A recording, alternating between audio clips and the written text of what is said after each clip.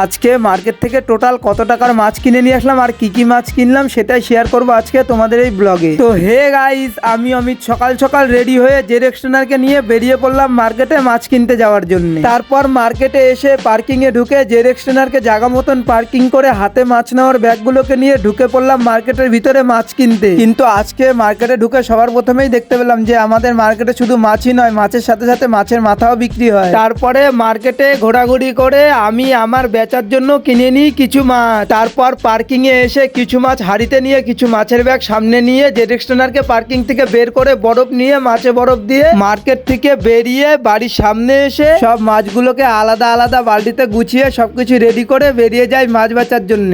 আর আজকে আমার কাছে মাছ ছিল চিংড়ি মাছ, ট্যাংরা মাছ, সরপুঁটি মাছ, গুড়া মাছ। তারপর আমি পাড়ায় পাড়ায় গিয়ে গলি গলিতে ঘুরে কষ্ট করে কাস্টমারকে ডেকে মাছগুলোকে শেষ করে চলে যাই বাড়ি। তোমরা লাইক, কমেন্ট, শেয়ার আর আমার ইউটিউব চ্যানেলটাকে সাবস্ক্রাইব করে দাও তাড়াতাড়ি।